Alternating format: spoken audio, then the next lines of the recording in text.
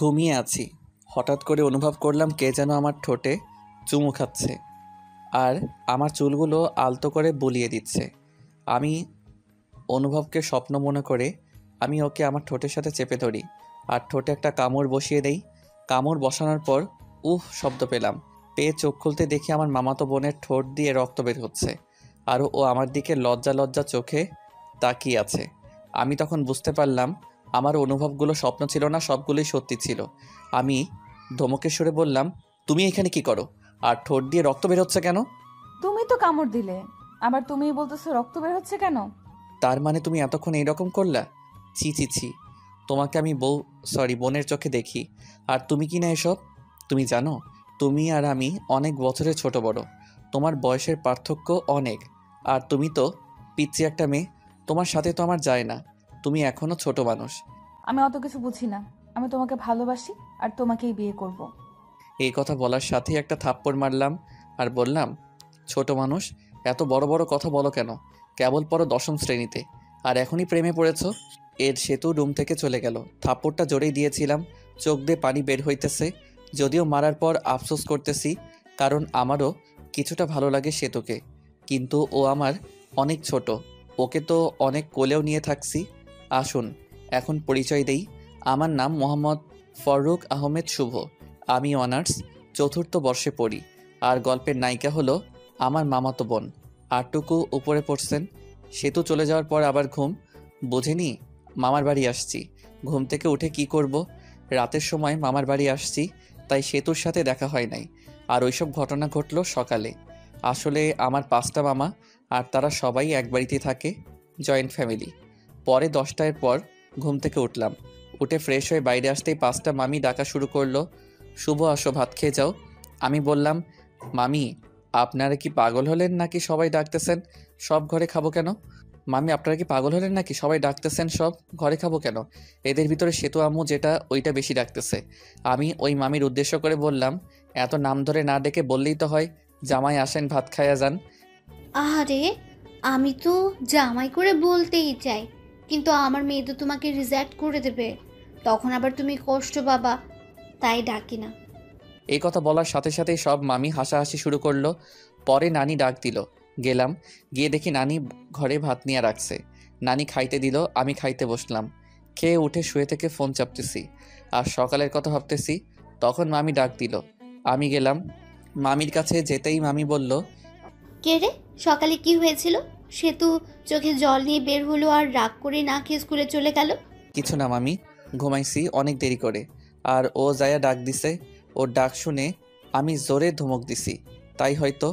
আমিই পাঠিয়েছিলাম ডাকতে ভাত খেতে আসার জন্য। আচ্ছা যা হয়েছে, তোকে তোর মামা একটু পাশে স্কুলে ডাক দিতে বলছে, যা। আমি ভাবতে লাগলাম, মামা কেন স্কুলে গিয়ে ডাকতে বলল কেন? আমার মামা আসলে হাই স্কুলে মাস্টার। পরে গোসল করে রেডি হয়ে নানির কাছে গেলাম। গিয়ে মিষ্টি সুরে সুরে বললাম, ও নানি দাও, ও নানি দাও। টাকা নাই আমার কাছে। আমি কি কামাই করি? টাকা কই পাবো? আরে ভাই ভাবছেন আমি ফকির না, কিন্তু ফ্রিতে টাকা নিয়ে খরচ করলে দরদ থাকে না। পরে অনেক কষ্ট করে টাকা নিলাম, নিয়ে গেলাম মামার স্কুলের দিকে। বেশি দূরে না, কাছেই মামার স্কুল। পরে স্কুলের মাঠে গিয়ে মামাকে গিয়ে ফোন দিলাম। ফোন দিয়ে বললাম, মামা আসতে বলেছিলেন। অফিস রুমে আছি, তুমি আসো। পরে গেলাম, গিয়ে সালাম দিলাম। রুমের ভেতর গেলাম। মামা বলেন, একটা কাজ করে দিবা আমার হয়ে? এইরকমভাবে বলছেন কেন? কাজ দেন, একটা 10টা করে দিব। তুমি তো জানো আমার মেয়ের রাগ কিরকম। সেতুকে বলেছিলাম ওকে আজকে শপিং করিয়ে দিব, কিন্তু স্কুলের একটা কাজের জন্য নিয়ে যেতে পারবো না। তুমি একটু শপিং করিয়ে নিয়ে আসো। ঠিক আছে মামা। মনে মনে আমার টাকার 12টা বাজবে আজকে। এই নাও টাকা। লাগবে না মামা, আছে আমার কাছে। যেভাবে নিচ্ছি ওইভাবে নাও, কথা বলো কেন? বাইরে মনে সেতু আছে, ডেকে শপিংয়ের কথা বলো, চলে যাবে। পরে টাকা দেখি 5,000। পরে সেতুকে দেখলাম বান্ধবীদের সাথে গল্প করছে। আমি এই স্কুলে পড়াশোনা করছি তাই সবাই চিনে, কেউ কিছুই বলে না। সরাসরি সেতুর কাছে গিয়ে ডাক দিলাম। প্রথম ডাক দেওয়ার পর শুনলো না। পরে বললাম, মামা টাকা দিয়েছে তোমাকে শপিংয়ে নিয়ে যাওয়ার জন্য, না গেলে থাক, টাকা মেরে দিব।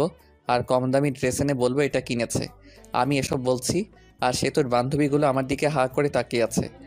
পরে সেতু ওর বান্ধবীদের দিকে লক্ষ্য করে দেখলো যে সবাই হাঁ করে তাকিয়ে আছে আমার দিকে। এটা দেখে সেতু রেগে ওর বান্ধবীদেরকে বলল, ওভাবে দেখে লাভ নাই, ওই চিকনা শুধু আমার, ওর আমার বিয়ে ঠিক হয়েছে। বিয়ের কথা শুনে সেতুর বান্ধবী বলল, আমি তো ভাইয়ার সাথে কালকেও কথা বলছি, ভাইয়া তো বললো বিয়ের জন্য পাত্রী খোঁজা হচ্ছে। আরে তোমাকে বলছি মানে, আর তোমাকে তো আমি চিনি না। ভাই আমার আইডির নাম হলো মিয়া, আমি মন্দ না। ও তুমি সেই মেয়ে? তোমার সাথে বলার সময় ভেবেছিলাম তুমি হয়তো সুন্দরী না, কিন্তু এখন দেখে মনে হচ্ছে আসমান থেকে পরী নেমে এসেছে। এটা বলে সেতুর দিকে তাকাতেই দেখি সেতু আমার উপর রাগে কটমট করছে। মনে হইতেছে আজ তো খেয়ে ফেলবে। ভাইয়া ওইভাবে বলিয়েন না, লজ্জা লাগে। এটা বলার সাথে সাথেই সেতুর যত রাগ আমার উপর উঠেছিল, সব রাগ ওই মেয়েটার উপর যারার জন্য। ইতি দাঁড়া, তোর রাগ ছুটাইতেছি। এটা বলে গিয়ে ইতিকি স্কুল ব্যাগ দিয়ে বাড়ি শুরু করলো আর বলল, শালা, তুই আর আমার হবু স্বামীকে মেসেজ দিবি না, যদি দেস তাহলে তোর 24টা বাজাবো। তুই আর আজে বাজে মেয়ের সাথে মেসেজ রিপ্লাই দিবি না, আর ব্লক করে দিবি। আমি নিশ্চুপ হয়ে শুনলাম। আর কিছু বললে আমাকেই ব্যাগ দিয়ে বাড়ি শুরু করতো। স্কুল থেকে সরাসরি শপিং মলের দিকে রওনা দিলাম। স্কুল থেকে বের হয়ে অটো ডাকলাম। অটোতে যাবা না, রিক্সা করে যাবা। তুমি রিক্সা ডাকো। রিকশায় গেলে শরীরের সাথে সাথে শরীর লাগবে, আর মানুষ দেখলে প্রবলেম হতে পারে। আমরা প্রেম করি, তাই এক রিক্সাতে যেতেই পারি। লোকে কি বলে বলুক, তাতে আমার যায় আসে না। পাগল হয়েছ নাকি? আমরা প্রেম করলাম কবে? আচ্ছা বাদ দাও ওসব, রিক্সা ডাকো, শপিং করতে যাব। পরে বাধ্য হয়ে রিকশা নিয়ে শপিংয়ের উদ্দেশ্যে বের হলাম। রিকশায় অনেক বিরক্ত ফিল হচ্ছে, কারণ সেতু আমার শপিং মলে যাওয়ার আগ পর্যন্ত রিকশার ভিতর আমার হাত ধরেছিল। মনে হইতেছে স্বামী স্ত্রী যাচ্ছি। পরে শপিং মলে ঢুকে এটা কেনে ওটা কিনে, কেনার কোনো শেষ নাই। মামা টাকা দিছিল 5,000, আর কিনতে মোট খরচ হলো 7,000। 2,000 টাকা পকেট থেকে গেল। টাকার জন্য মনটা খারাপ হয়ে গেল। ভাই রে ভাই, মেয়েদের নিয়ে কখনো শপিং করতে যাইস না, জীবন তেনা তেনা বানাই ফেলাই দেয়। শপিং করা শেষ হলে বাড়ির উদ্দেশ্যে রওনা দিলাম। শপিং করতে করতে 3টা বেজে গিয়েছিল। টাইমের দিকে খেয়াল ছিল না, ক্ষুধাও লাগছে। তাই ভাবলাম রেস্টুরেন্টে যায়া কিছু খেয়ে নেই। সেতুকে বললাম, সেতু রাজি হয়ে গিয়েছে। দুজন খেতে গেলাম। রেস্টুরেন্টে ঢোকার সাথেই কে যেন মেইলি কণ্ঠে শুভ কইয়া ডাক দিল। আমি এদিক ওদিক তাকাতেই দেখি কেউ নাই। তখনই আমার সামনে ডাক আসতেছে, কিন্তু চিনতে পারছি না, মুখটাও ভালো করে দেখা যাচ্ছে না। একটু এগিয়ে গিয়ে দেখি আমির প্রাইমারি এবং হাই স্কুলে বান্ধবী জুলেখা। আমি জুলেখাকে দেখেই অনেক খুশি হয়ে গেলাম। পরে ভালো মন্দ জিজ্ঞেস করলাম, কৌশল বিনিময় করলাম। পরে আমি জুলেখার পাশেই বসলাম, আর সেতুকে জুলেখার বান্ধবীর পাশে বসতে বললাম। কিন্তু সেতু দাঁড়িয়ে আছে, তাও আবার রাগী দৃষ্টিতে। কি হলো বস? কে রে মেয়েটা? আমার মামা তো আর বলতে পারলাম না। আমি ওর হবু বউ, আর এখন ওর প্রেমিকা। আর আপু, আপনি আপনার বান্ধবীর পাশে বসুন, আমি আর উনি একসাথে বসবো। আপনার সাথে বসলে আমার ভালো লাগবে না। উঠুন, উঠে এই পাশে আসুন। অনেক মানুষ, কিছুই বলতে পারছি না, তাই সেতুর কথা মতোই চলতে লাগলাম। আমি আর সেতু বসলাম এবং জুলেখা আর ওর বান্ধবী বসলো। খাবারের অর্ডার দিল। খাবার আসতেই সেতু উঠে হাত মুখ ধুইতে গেল। কে রে, কবে থেকে শুরু করলি? আরে ওসব কিছুই না, আমার মামাতো বোন আমাকে অনেক ভালোবাসে, তাই এই রকম করে। সামথিং সামথিং মামা। এর মধ্যেই সেতু চলে এসেছে, তাই চুপ হয়ে গেলাম। টেবিলে খাবার দিয়ে গেছে, খাবার খাওয়া শুরু করলাম। খাবার খেতে খেতে জুলেখা সেতুকে জ্বালানোর জন্য বলতে লাগলো, শুভ, তুই তো অনেক শুকিয়ে গেছিস, আয় তোকে খাওয়াই দিই। স্কুলে থাকতে তো অনেক খাওয়াই দিয়েছি, হাই স্কুল পাশ করে চলে গেলি, আর খাওয়াই দিতে পারি নাই। কি বলিস এসব? তুই কবে খাওয়াই দিলি? মিথ্যা বলিস কেন? একটা চোখ মেরে জুলেখা বলল, আর গার্লফ্রেন্ডের সামনে অত বোকার শাস্তি হবে না। সেতু আমার দিকে অগ্নি দৃষ্টিতে তাকিয়ে আছে, মানুষের জন্য কিছু বলতে পারছে না। এই উঠ, আর খেতে হবে না, অনেক খেয়েছিস, চল বাড়ি চলে যাব। খাওয়া তো হয় নাই, এখনই যাব মানে? যাবে কিনা বলো, না গেলে ফুফু আম্মুকে বলে দিব তুমি শুধু মেয়েদের সাথে মিস আর মেয়েদের সাথেই করো। আমি বুঝতে পারছি, চলো খেতে হবে না। ওঠার আগে সেতু জুলেখাকে বলল, টাকাটা দিয়ে দিয়েন। জুলেখা শুধু তাকিয়ে তাকিয়ে দেখছে। পরে রেস্টুরেন্ট থেকে চলে এসে রিক্সা নিয়ে বাড়ির দিকে রওনা দিলাম। রিক্সায় ওঠার সাথে সাথেই সেতু বলল, তুমি তো লুচু কেন? আমি লুচ্চা মানে? কি লুচ্চামি করছি তোমার সাথে? হ্যাঁ, সকালে এত জোরে কিস করছো যে আমার ঠোঁটটাই কেটে গেছে। আবির ওই মেয়ে নাকি তোমাকে ভাত খাওয়াই দিছে? সি সি, আমরা তো পড়ি, কাউকে তো কিছুই খাওয়াই দেই না। তুমি ছোট থাকতেই খাওয়াই দিছে, এখন অনেক বড় হয়েছো, এখন মনে হয় অনেক কিছু খাও মেয়েদের কাছ থেকে। আর আমি তো আগে মেয়েদের সাথে কথা বলি নাই, আর এখন মেয়েটা কি খাওয়াবে? হ্যাঁ, মিথ্যা বলো কেন? জুলেখা তো আমার সামনেই বলল। মিথ্যা বলছে জুলেখা? আরও সে তো অনেক কথাই বলল। বলতে বলতে বাড়িতে এসে গেছি, পরে ভাড়া দিয়ে দিলাম। বাড়িতে এসে ফ্রেশ হয়ে একটু বসে আছি আর ভাবছি আমার টাকা গেল 2050 টাকা। সে তো কি মামাকে বলে টাকাটা দিয়ে যাবে? 50 টাকা না দিলেও চলবে, কিন্তু আর বাকি টাকা দিলে ভালো হতো। আরে ভাই, ভাবছেন এত টাকার চিন্তা করছি কেন? আসলে আমি মধ্যবিত্ত ফ্যামিলি থেকে বড় হইতেছি, কিন্তু আমার নানা অনেক ধনী ব্যক্তি, সেই সুবাদে মামাদেরও অনেক টাকা। যারা মধ্যবিত্ত ফ্যামিলি থেকে বড় হইতেছেন তারা জানেন মধ্যবিত্তদের টাকাটা কি। মধ্যবিত্ত ছেলেদের 1 টাকা খরচ করলেও হিসাব করে করতে হয়। এসব ভাবতেছি, তখনই এসে বলল, কে রে, তোর মন খারাপ নাকি? না নানি, এমনিই বসে আছি। এই বলে নানি চলে গেল। তখনই সেতু আসলো আর বলল, আম্মু তোমাকে ডাকে। আমি গেলাম, যে মামিকে ডাকলাম, ও মামি। মামি রুমের ভেতর আয়। রুমের ভিতরে যেতেই মামি দেখি টেবিলের উপর নাস্তা রান্না করে রেখেছে, কাউনের চাউল দিয়ে। মামি ডাকলেন বলে সেতু বলল, তোমার জন্য কাউনের চাল দিয়ে নাস্তা রান্না করেছে, বসে বসে খা। আমিও খেতে বসলাম। কাউনের চাউলের নাস্তা খেতে অনেক টেস্ট। আপনারা কেউ খাইছেন কাউনের নাস্তা? খাইতে খাইতে বললাম, সেতু খাইছে। না, খাই নাই, কই মনে হয় গেল ঘুরতে, এসে খাবে বলল। খেয়ে উঠে আমিও মামাতো ভাইয়ের সাথে ঘুরতে গেলাম। যে নানির বাড়ি গেলেই ওই মামাতো ভাইয়ের সাথে ঘুরি। ঘোরাঘুরি, বাড়ি ফিরে অন্য মামির ঘরে খাবার খেলাম, খেয়ে নানির ঘরে আসলাম। এসে শুয়ে ফোন চাপতেছি। কিছুক্ষণ সময় যাওয়ার পর মামারা সবাই এসে পড়েছে। মামারা সবাই নানির ঘরে এসে গল্পগুজব করে। নানির বয়স হয়ে গেছে আর নানু ভাইও মারা গেছে, তাই আর কি। মামিরাও আসে, সবাই অনেকক্ষণ গল্প করে। ওই দিনও গল্প করতেছি, তখনই সেতু এসে বলল, ভাইয়া তোমার ফোনটা দাও তো। মামা মামি সবাই বসে আছে, তাই ফোন দিয়ে দিলাম। কিছু না বলে আমরা গল্প করতেছি। সেতু তো মোবাইল পেয়ে প্রথমে ঢুকলো, মেসেজে ঢুকে দেখে অনেক মেয়ে মেসেজ দিছে। মেসেজ দেওয়ার অবশ্য কারণ আছে, ওটা বলবো না। এর মধ্যে দেখতে পেল সেতুর এই আইডি থেকে মেসেজ আসছে, ভাইয়া খাবার খাইছেন? আমি তো আপনার প্রেমে পড়ে গেছি। সেতু সিন করলো, কিন্তু কোনো রিপ্লাই দিল না। মেসেজ সিন করা দেখে আবার মেসেজ দিল, কি হলো ভাই? চুপ থাকা মানে কি আমি বুঝে নিব আপনিও আমাকে ভালোবাসেন? সেতু রিপ্লাই দিল আমি হয়ে। সেতুর বান্ধবীর নাম সীমা। কিন্তু আমি তো আমার মামাতো বোনকে ভালোবাসি।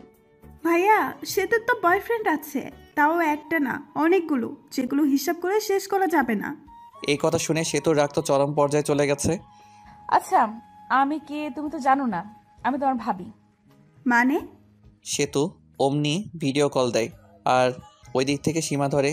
কল ধরার সাথে সাথেই সেতুর মুখ দেখতে পেয়ে অবাক হয়ে যায়। ওই শালা, আমার অনেকগুলো বয়ফ্রেন্ড আমার, তাই না? না মানে এমনি বলছি। এখন থেকে আর মেসেজ দিবি না। এটা বলে কল কেটে দেই, আর আমার মেসেঞ্জারে যত মেয়ে ছিল সবগুলো মেয়েকে ব্লক মেরে দেই। এমনকি যেসব আমার ফ্রেন্ড লিস্টে ছিল সব মেয়েকেই ব্লক করে দেই, আর মেসেঞ্জারে সব চ্যাট মুছে ফেলে, আর রিলেশন স্ট্যাটাস দেই ইন এ রিলেশনশিপ। মা, ফোনটা শুভকে দিয়ে দিও। তুই এত বড় ছেলেকে নাম ধরে বললি কেন? ও তোর ভাই, আর তুই ফোন নিয়েছিস, তুই দিয়ে আয়। পাবো না। মামি আমাকে ফোন দিয়ে গেল। ফোন হাতে নিয়ে দেখি ফোনের সব কিছুই চেঞ্জ। ওয়ালপেপার দিছে সেতুর, আর লেখা ওয়ালপেপার পাল্টালে তুমি শেষ। পরে ডাটা অন করে মেসেঞ্জারে ঢুকলাম। মেসেঞ্জার একেবারে ভীম দিয়ে ঘষে পরিষ্কার করে ফেলেছে। তখনই একটা মেসেজ আসলো অচেনা আইডি থেকে। মেসেজে লেখা ছিল, শুভ সাহেব, এত ভেবে লাভ নাই, সব কিছু আমি ডিলিট করে দিছি। তোমার চ্যাট লিস্টে শুধু আমিই থাকবো। তোমার চ্যাট লিস্টে প্রথম ব্যক্তি আমি, আর শেষ ব্যক্তিও আমি। আর কোনো মেয়েদের সাথে কথা বলবা না, কথা বললে কিন্তু প্রবলেম হয়ে যাবে। তুমি কে? আর তুমি আমাকে চিনো কিভাবে? আমি চিনি তোমাকে, আর তুমিও আমাকে চেনো, তোমার আশেপাশেই আছি। আমি চিনতে পারছি, তুমি আর কেউ না, আমার কিউট বোন সেতু। ওই শালা, বোন বলা বাদ দিয়া বউ বললেই তো পারিস। সবাইকে কি বউ বানানো যায়? সবাইকে বলতে হবে কেন? শুধু আমাকে বলবা। তোমাকে বলবো কিভাবে? তুমি তো আমার আদরের ছোট বোন। তোকে কয়বার বলবো যে আমাকে আর বোন বলবি না? এরপরে বোন বললে তোর 12টা বাজিয়ে দিব। আচ্ছা বাদ দাও, অনেক রাত হয়েছে, ঘুমিয়ে পড়ো। ওকে। আমিও ঘুমালাম। সকালে উঠে বাড়িতে চলে আসব। ঘুম থেকে উঠে দেখি সেতু আমাকে জড়িয়ে ধরে শুয়ে আছে। এই সেতু, এইভাবে ধরে আছো কেন? মামি অথবা অন্য কেউ দেখলে কি ভাববে? কেবল তো এসে একটু জড়িয়ে ধরলাম, আর এরকম করছো কেন? সেতু ছাড়তে চাইনি, আমি জোর করে ছাড়িয়ে নিলাম আর বললাম, তুমি এখানে কি করো? হ্যাঁ, আম্মু ডাকতে পাঠাইলো, তাই আসছি। তুমি যাও, আমি আসতেছি। সেতু মুখটা বেঁকিয়ে চলে গেল আর ফ্রেশ হতে চলে গেলাম। ফ্রেশ হয়ে মামির কাছে গেলাম। দেখি মামি অনেক কিছু রান্না করছে। মামি এত কিছু রান্না করছেন, কেউ আসবে নাকি? ফাজলামো করা বন্ধ কর। তুই আসোস, আসার পর যখন চলে যাবি তখন তোর জন্য প্রতিবারই রান্না করি। আমি মিষ্টি একটা হাসি দিয়ে খাবার টেবিলে বসলাম। পাশে সেতু ছিল, তাই সেতুর দিকে তাকিয়ে দেখি মুখটা মলিন হয়ে গেছে। মুখ মলিন হয়েছে হয়তো আমার যাওয়ার কথা শুনে। আমি থাকলে হয়তো কিছুদিন মজা করতে পারতো আমার সাথে। রংপুর চলে যাবা কবে? বিয়ে না করে যাব না মামি, আব্বু পাত্রী দেখতেছে। ওমা, তাই নাকি? চোখের সামনে পাত্রী থাকতে আবার পাত্রী খোঁজা লাগে? কিরে সেতু, মনে মনে কি বলিস? আসলেই বিয়ে করবা? আপনিও না মামি, বিয়ে করলে আপনারা জানবেন তো। খাবার খেয়ে রুমে এসে কাপড়গুলো ব্যাগে তুলতেছি, তখনই সেতু আসলো আর বলল, তোমার সাথে কিছু কথা আছে। আমি শুনতেছি, বলো। আমার হাত ধরে নিয়ে গিয়ে খাটের উপর বসালো আর সেতুর আমার সামনে দাঁড়িয়ে আছে। কিছু সেকেন্ড দাঁড়িয়ে থাকার পর সরাসরি আমার ঠোঁট দুটো লেপটে নিল ওর ঠোঁটের সাথে। কিছুক্ষণ পর ছেড়ে দিল আর বলল, আমি তোমাকে অনেক ভালোবাসি, তোমাকে ছাড়া আমি বাঁচবো না।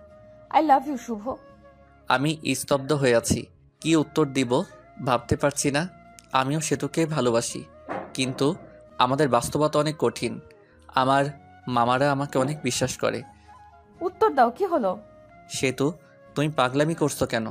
তোমার আমাদের সাথে যায় না, আর আমাদের সম্পর্ক কেউ মেনে নেবে না। মাঝখান থেকে আমাদের যে মধুর একটা সম্পর্ক আছে, এটা নষ্ট হয়ে যাবে। আর আমার মামা মামিদের ভালোবাসা থেকে বঞ্চিত হতে চাই না। আর তোমাকে ভালোবেসে তোমাকে নিয়ে হয়তো পালিয়ে গেলাম।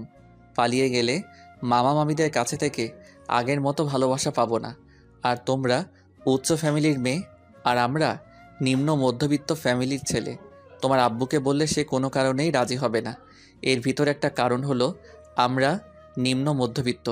আর আমার আরেকটা সমস্যা আছে, যেটার কারণে আমি কোনোদিন হয়তো বিয়ে করতেও পারবো না। ওই সমস্যার কারণ শুনলে তোমার আব্বু আম্মু কেউ রাজি হবে না। আশা করি তুমি বুঝতে পারছো। তুমি এখন অনেক ছোট, আগে বড় হও, তখন সব কিছু বুঝতে পারবা। তুমি যে আমাকে ভালোবাসি বলতেছো, এটা তোমার আবেগ, যেটা বেশি দিন থাকবে না। কিছুদিন পর এই ভালোবাসা শেষ হয়ে যাবে, তখন আর আমাকে ভালো লাগবে না। তুমি তখন কলেজে যাবা, তখন তোমার অনেক বন্ধু বান্ধবী হবে, আর তোমার বন্ধুরা সবাই গার্লফ্রেন্ড বয়ফ্রেন্ড নিয়ে ঘুরতে যাবে। তুমি তো ঘুরতে পারবে না। তখন মনে হবে কার সাথে প্রেম করি, যার সাথে একদিনও ঘুরতে পারি না। কলেজে যাবা, আমার থেকে অনেক সুন্দর সুন্দর ছেলে দেখতে পাবা, আর তোমাকে প্রপোজ করবে, কারণ তুমি অনেক সুন্দর। আর ওই প্রপোজ পেয়ে মনে মনে বলবা, কত সুন্দর সুন্দর ছেলে প্রপোজ করে, আর আমি কিনা পড়ে আছি শ্যামলা একটা ছেলের কাছে। তখন আর আমাকে ভালো লাগবে না, আমাকে তোমার বোরিং মনে হবে। এই শোনো, আমি আর এখন ছোট নাই। আমি সামনে এসএসসি পরীক্ষা দিব, আর যারা 10ম শ্রেণীতে পড়ে তারা ছোট হয় না। আমি বড় হয়েছি, আর আমি সব কিছুই বুঝি। আর তোমাকে আমি সত্যিই ভালোবাসি। এই ভালোবাসা কোনো আবেগ না। আমি তোমাকে 9ম শ্রেণী থেকে ভালোবাসি। I really love you. এটা কখনো সম্ভব না। কেন সম্ভব না বলো? আমার অনেক বড় একটা প্রবলেম আছে। কি সমস্যা আমাকে বলো, আমি সব রকম সমস্যায় মেনে নিব। তোমার মতো কত মেয়ে বলল, শুভ তোমার সমস্যা থাকলেও আমি তোমাকে ভালোবাসবো, আর শোনার পর সবাই চলে গেল। আমি যাব না, বলো। আর একটু বড় হও, তখন বলবো। ভালো থেকো। আবার মনে হয় কবে আসি না আসি, দেখা হয় না হয়। এই বলে ঘর থেকে বের হয়ে আসি আর চলে যাই নানির কাছে। সব মামা মামির সাথে দেখা করে বিদায় নিয়ে আসলাম। সেতুকে একবার ভালো করে দেখলাম, দেখি সেতুর চোখে জল এসে পড়েছে। পরে আমি বাড়িতে এসে সেতুর সাথে ঘটনাগুলো সব বলি, শুধু কিসের কথা বাদ দিয়ে। আসলে আমি আর আম্মু ফ্রেন্ডের মতো। আমি ছোট থেকে আম্মুর সাথে শেয়ার করি। পরে কিছুদিন পর রংপুর ভার্সিটিতে চলে যাই। এর মাঝে সেতুর সাথে অনেক কথা, ভালো মন্দ এগুলোই জিজ্ঞেস করা হয়েছে। একদিন ভার্সিটিতে গিয়ে একটা মেয়ে বন্ধুর সাথে সেলফি তুলি আর ফেসবুকে পোস্ট করি। সেই পোস্ট সেতু দেখে ইনবক্স মাথায় তুলে ফেলে। ওই মেয়েটি কে? আমার বান্ধবী। বান্ধবী তাই কি হয়েছে? হ্যাঁ, ওই রকম ভাবে কাছাকাছি বসে সেলফি তোলা লাগবো নাকি? আমি তোমাকে কোনো মেয়ের সাথে সহ্য করতে পারি না। এরপর যদি আবার মেয়েদের সাথে সেলফি তুলো তাহলে আমি কিছু করে ফেলবো আর দোষ দিব তোমার। আচ্ছা ঠিক আছে, বলবো না। আমার অনার্সে পরীক্ষা দেই আর সেতু এসএসসি পরীক্ষা দেয়। সেতুর সাথে আমার অনেক কথা হয় 1 বছর। বলতে পারেন জিএফ বিএফ যেরকম করে কথা বলে আমরাও সেরকমভাবেই কথা বলি। 1 বছর সেতু আমার কাছে অনেকবার শুনতে চাইছে আমার প্রবলেম, কিন্তু আমি বলি নাই। এখন আমি চাকরি খুঁজছি আর সেতু ইন্টারে পড়ে। সেদিন শুধু জিজ্ঞেস করে, তোমার সমস্যাটা বলো। আমারও ধৈর্যের বাঁধ ভেঙে যায় আর আমি বলি আমি কোনোদিন বাবা হতে পারবো না। একটা অ্যাক্সিডেন্টের সমস্যা হয় আর ডাক্তার বলে আমি আর বাবা হতে পারবো না।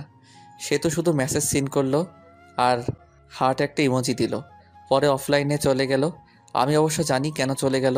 আমার যে সমস্যা এটা জেনে কোনো মেয়ে বিয়ে করবে না, আর বিয়ে করবেই বা কেন? আমি কোনোদিন তাকে মা ডাক শোনাতে পারবো না। এই যে সমস্যার কথা বললাম এখানেও কিছু কারণ আছে। গল্পে থাকুন, জানতে পারবেন। গল্পের ভিতর টুইস্ট আনতে চাইতেছি। সেদিন সমস্যা বলার পর সেতু 3 দিন অনলাইনে আসে নাই। আমি ওকে মিস করতেছি অনেক। সেতু আমাকে অনেক কেয়ার করত, অনেক শাসন করত। তার দেওয়া মেসেজগুলো মিস করতেছি। 3 দিন পর অফলাইন আসলো।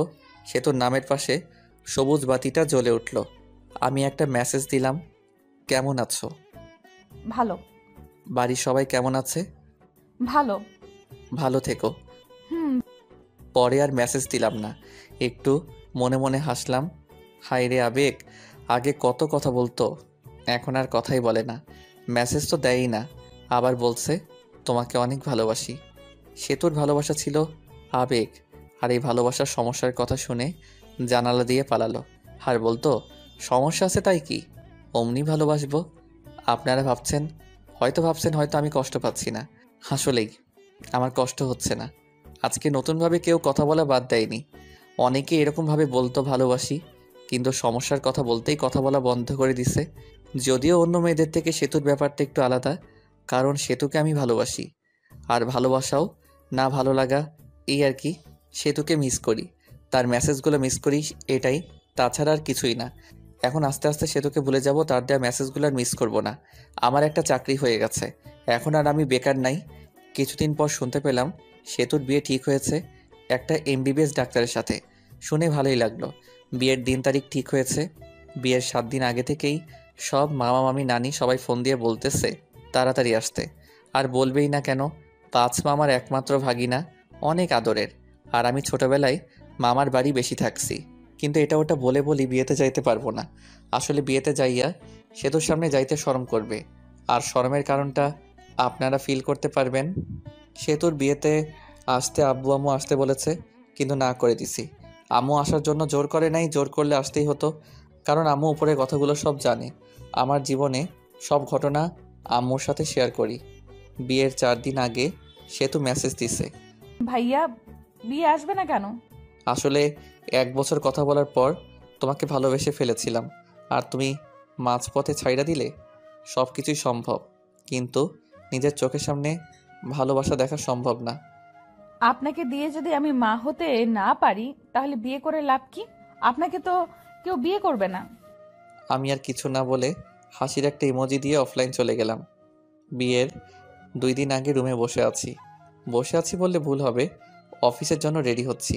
তখন দেখি মামা আমার দরজার সামনে দাঁড়িয়ে আছে। আমি সালাম দিয়ে বললাম, আরে মামা, কখন আসলেন? এই জায়গায় বসেন। আমি বসতে আসিনি, তোমাকে নিতে এসেছি, চলো। মামা, নতুন অফিসে জয়েন করছি, আর ছুটি দিবে না, আর এমনি গেলে চাকরি থাকবে। তোমাকে কি কেউ কিছু বলেছে? তোমার মামি কি কিছু বলেছে বলো? না মামা, আমি আর কি বলবো। তাহলে চলো, তোমার অফিসে যাব, আমি ছুটি নিয়ে নিব। পরে বাধ্য ছেলের মতো মামাকে নিয়ে গেলাম অফিসের সামনে। গিয়ে মামা কাকে যেন ফোন করলো। পরে অবশ্য বুঝতে বাকি থাকলো না যে তার বন্ধুকে ফোন দিছিল। কিরে, কি অবস্থা? ওই পাশের লোকটির কথা শুনতে পারলাম না। আমি তোর অফিসের সামনে দাঁড়িয়ে আছি। লোকটি কি বলল শুনতে পেলাম না। কিছুক্ষণ পর দেখি আমাদের অফিসের বস বের হয়ে আসলো। আশা দেখে সালাম দিলাম। ওয়ালাইকুম আসসালাম। শুভ আমার ভাগিনা, ওর ছুটি লাগবে। আরে শুভ তোর ভাগিনা হয়? আগে বলবি তো, বললে আগেই ছুটি দিয়ে দিতাম। শুভ ছুটি চাইছিল কিন্তু দেই নাই, আরও বকা দিছি। এখন তো জানলি, ছুটি দিবি নাকি চলে যাব আমি? আরে তুই আইসে ছুটি না দিয়ে পারি বল? চল কিছু খাই। চল। পরে একটা রেস্টুরেন্টে গেলাম, গিয়ে খাইতে বসলাম। তা শুভ কি কাজ কিছু পারে না পারে না? পারে, কিন্তু নতুন তো, তাই মাঝে মাঝে সমস্যা হয়। কিন্তু পারফরমেন্স ভালো, আগাতে পারবে। হঠাৎ করে আসলি, ফোন দিয়ে আসতি, তোর ভাবি শুনলে খুশি হতো। সময় নাই রে, এখানে দুইটা কাজের জন্য এসেছি। এক হলো তোর সাথে দেখা করতে, আর ভাগিনাকে নিতে। মামা একটা কার্ড বের করে দিল আর বলল, বিয়ের দিন চলে যাইস, আমার মেয়ের বিয়ে, আর কোনো কিন্তু চলবে না বলে দিলাম। ঠিক আছে, চলে যাব। তাহলে আজকে উঠি রে, বাড়িতে অনেক কাজ, বুঝতেই তো পারছস। আচ্ছা যা। পরে আমরা চলে আসলাম, এসে সরাসরি নানির বাড়ি। নানির বাড়ি অনেক মানুষ, সবাই আমাকে দেখে কাছে আসলো, সবাই কথা বলল। কিছুক্ষণ পর আমার ছোট কিউট বোনটা আসলো আর বলল, আমার জন্য কি নিয়ে এসছো? কিছুই না। তোমার সাথে কথা নেই, যাও। ঠিক আছে না। নীলা আমাকে চকলেট দেয়গা। পরে ছোট বোন চকলেটটা নিয়ে দৌড় দিল। আমি আম্মুর সাথে কথা বললাম, বলে ফ্রেশ হয়ে কিছু খেয়ে নিলাম। সেতুর সাথে এখনও দেখা হয়নি, অনেক খুশিতে আছে মনে হয়। বিয়ের সব আয়োজন কমপ্লিট করা হলো। বিয়ের দিন যেটা ভাবি নাই ওই কাজটাই হয়েছে। আরে ভাই, যেটা ভাবতেছেন ওইটা হয় নাই। আপনারা ভাবছেন সেতুর সাথে বিয়ে হবে, কিন্তু বিয়ে হবে না। আসলে আমি মেয়েদের উপর কোনো দিন ক্রাশ খাই নাই, বলতে পারেন কাউকে প্রথম দেখাই ভালোবেসে ফেলিনি। কিন্তু সেতুর বিয়েতে একটা মেয়েকে দেখি, যাকে দেখে বুড়াই ফিদা হয়ে যায়, ভালোবেসে ফেলেছি। কিন্তু মেয়েটিকে চিনি না। মামার বাড়ির আত্মীয়দের যতগুলো মেয়ে আছে সবগুলোই চিনি, কিন্তু এই মেয়েকে চিনলাম না। অত ভেবে লাভ নাই, শুভ আগে ভাব কিভাবে মেয়েটাকে পটানো যায়। যেভাবে হোক বিয়ের কয়দিনের ভিতর পটাতে হবে, না পটালে হাতছাড়া হয়ে যাবে। যেই ভাবা সেই কাজ। দেখতে পেলাম মেয়েটা একাই বসে আছে। আমি তার কাছে গিয়ে বসলাম। বসে থেকে বুকের বাম পাশে হাত দিয়ে বলতে লাগলাম, উহ, আহ, ইস। আপনার কোনো সমস্যা হয়েছে? ডাক্তারকে ডাক দিতে বলবো?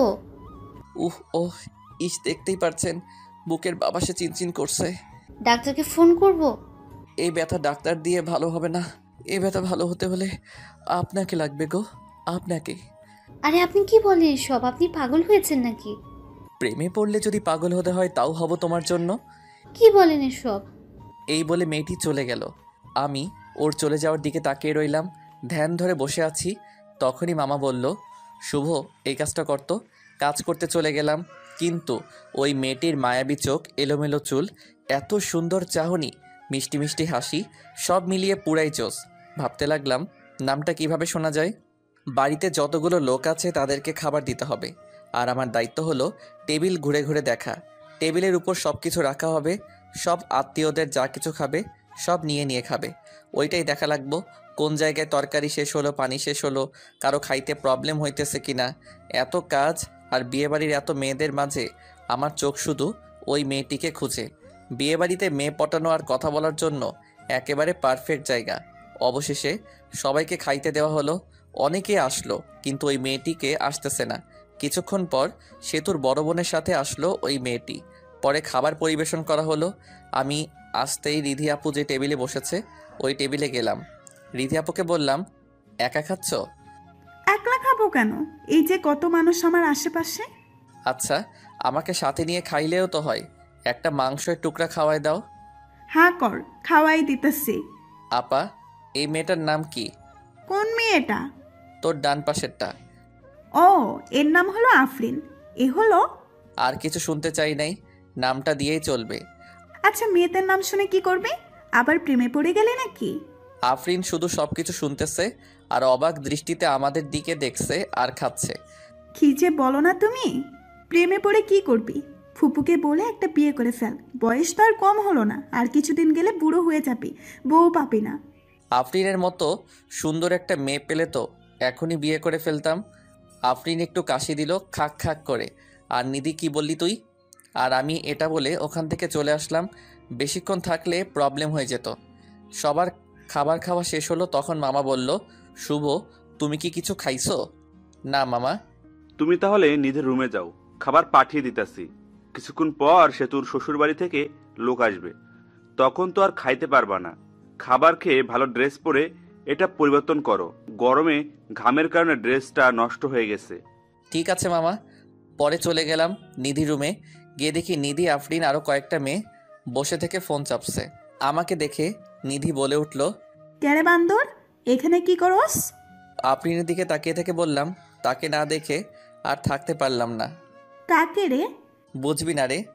আপনারা হয়তো ভাবছেন নিধির ঘরে খাইতে যেতে বলল কেন। এখানে একটা কারণ হলো, বাড়িতে অনেক আত্মীয়, এখন আমাকে আলাদাভাবে খাওয়াতে হলে আলাদা একটা রুম তো লাগবে, তাই না? তখনই মামা খাবারের প্লেট নিয়ে ঢুকলো আর আমি টেবিলে বসে পড়লাম। মামা নিধিকে দেখতে পেয়ে বলল, তুই শুভকে তুলে তুলে দিস, শুভ তো তুলে নিয়ে খায় না। ওকে চাচ্ছু? সবার সামনে রেখে তরকারির বাটি, ভাতের বাটি আর যা কিছু আয়োজন করছিল সব খাইতে বসছি। তখন ছোট মামি এসে বলল, শুভ, ভাত নেও, তরকারি নাও। এমনকি মামি তুলে দিল। আমিও খাইতে লাগলাম। ছোট মামি চলে গেল, মেজো মামি আসলো, মেজো মামিও এসে তরকারি দিল, ভাত দিল, আমিও নিলাম। পেট ভরে গেছে। মেজো মামি চলে যাওয়ার পর আসলো সেতুর আম্মু, এসে বলল, তরকারি নাও। আমি বললাম নিব না, তবু জোর করে দিল। এদিক দিয়ে তো আমার অবস্থা খারাপ। পরে সেজো মামি এসে আরও দিয়ে গেল। আমার পেটে তো ঢুকে না। পিছনে তাকিয়ে দেখি নিধি আর ওর সাথে বসে থাকা মেয়েগুলো হাসতেছে। আর কাটা ঘায়ে নুনের চিটা দেওয়ার জন্য নিধি এসে বলল, চামচ দিয়ে মাংস প্লেটে দিয়ে বলল, এই নিয়ে খা, বেশি করে খাওয়া। আমার অনেক রাগ উঠে গেল, মনটাই চাইতেছে ধরে পিটাই। প্লেটে মাংস দিয়ে নিধি পাশের চেয়ারে বসলো আর ওর সাথে মেয়েগুলোকে ডাক দিল। আই, আমরা সবাই ওর পাশে বসে থাকি, যাতে ও খাওয়া বাদ দিয়ে পালাতে না পারে। ব্যাককেল মেয়েগুলো সবাই পাশে এসে বসলো, সাথে আফরিন সহ। আফরিন মনে মনে বলতেছে, আমাকে অনেক জ্বালাইছোস, এখন একটু প্রতিশোধ নেই। আফরিনও মাংস তুলে দিল আর বলল, খাও, খাইলে শরীর ভালো থাকবে। আফরিন এই কথা বলার সাথে সাথে বললাম, ভাবছিলাম খাবো না, কিন্তু এখন খাবো। হাজার হলেও আমার গার্লফ্রেন্ড এত আদর করে দিল, আমি কি না খেয়ে পারি? আফরিন তো রাগে ফায়ার আর বাকি মেয়েগুলো হাসতেছে। এর মধ্যেই নিধির একটা কল আসে, আর একটু দূরে যাই কথা বলার জন্য। তখনই আফরিন আবার মাংস দেয় রাগ করে। আদর করে দিছি, খা, না খেয়ে উঠতে পারবি না। এবার দেওয়া দেখে রাগ উঠে গেল। এত খাবার খাওয়া যায় নাকি? রাগ ওঠার কারণে মাংসের ঝোল ঠোঁট দিয়ে ভরিয়ে নিলাম আর আফরিনের অপ্রস্তুত অবস্থায় সরাসরি লিপ কিস করি। লিপ কিস করেই দৌড়। পরে আর আফরিনের সামনে যাইনি। কিছুক্ষণ পর সেতু শ্বশুরবাড়ির লোক আসবে, সেই জন্য সব কিছু আরও সুন্দর করে সাজানো হলো। কিন্তু যেই সময় এই সেতু শ্বশুরবাড়ির লোকজন আসার কথা ছিল, ওই সময় পার হয়ে যাচ্ছে, কিন্তু কেউ আসছে না। তখন মামা কল করে ঘটকের কাছে। ঘটক মনে হয় কী বলল, তা শুনে মামা চোখে পানি এসে পড়েছে এবং মামা মাথায় হাত দিয়ে বসে পড়ল। পরে আমি আরও মামা এগিয়ে গেলাম, গিয়ে জিজ্ঞেস করলাম কি হয়েছে। মামা যা বলল তাতে তো আমার হুঁশ উড়ে যাওয়ার মতো অবস্থা। কথা হলো সেতুর যার সাথে বিয়ে হওয়ার কথা ছিল সে নাকি অন্য মেয়েকে নিয়ে পালিয়ে গেছে। বাকি মামারা ওই মামাকে সান্ত্বনা দেওয়ার জন্য বলল, চিন্তা করিস না, আমরা তো আছি। সেতুর আব্বু উঠে আমার দিকে তাকালো আর বাকি মামারাও আমার দিকে তাকালো। তারপর মামারা কি মনে হয় চোখাচোখি করে চলে গেল আমার বাপের কাছে। আব্বুকে কি যেন বলল, আব্বুও হ্যাঁ হু করলো। পরে আম্মুর কাছে গিয়ে ওই কথাগুলোই বলল। পরে আম্মু আমার কাছে আসলো আর বলল সেতুকে বিয়ে করতে, কিন্তু আম্মু সেতু তো আমাকে পছন্দ করে না। তখনই আমার মামারা এসে পড়লো আর বলতে লাগলো, শুভ না করিও না, বুঝতেই তো পারছো। পরে আমিও রাজি হয়ে গেলাম। বর সেজে গিয়ে মণ্ডপে বসে পড়লাম। বিয়ে পড়ানো শেষ হলো, বর কোণে একসাথে করে মিষ্টি করানো হলো। একটু আর চোখে আফরিনকে দেখলাম, দেখে আফরিন মনটা খারাপ করে আছে। হয়তো আফরিনও ভালোবেসে ফেলেছিল আমাকে। যার কপালে যার নাম লেখা থাকে ঘুরে ফিরে সেই জীবনসঙ্গী হয়। পরে বিদায় নিয়ে চলে আসলাম আমার বাড়ি। আগে ফোন দিয়ে বলা হয়েছে ঘর সাজানোর, তাই ঘর সাজিয়ে রেখেছে। এসে বউ আগে ঢুকানো হলো। কিছুক্ষণ পর আমি গেলাম, দেখি সেতু ঘোমটা দিয়ে বসে আছে। আমি গিয়ে একটু কাশি দিলাম, সেতু বসেই আছে। কোনো সারা শব্দ না পেয়ে আমি গিয়ে সেতুর ঘোমটাটা তুললাম। তখন সেতু বলল, আপনার লজ্জা করে না হাঁটুর বয়সী মামাতো বোনকে বিয়ে করতে? আমি শক খেয়ে গেলাম। যখন প্রেম করতে চেয়েছিলে তখন এই কথাটা কোথায় ছিল? আর তোমাকে বিয়ে করতে চাইনি, তোমার বাপেই বিয়ে করাই দিছে। আচ্ছা বলেন তো, আপনাকে বিয়ে করে লাভটা কি? আর আপনার সাথে থাকা আর কোলবালিশের সাথে থাকা একই কথা। আপনি তো কোনোদিন বাবা হতে পারবেন না।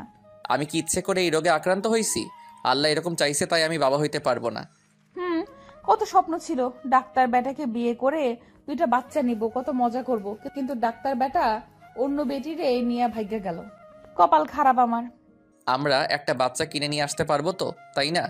পালো নেওয়া বাচ্চা আর নিজের গর্ভধারণ করা বাচ্চার মধ্যে অনেক পার্থক্য।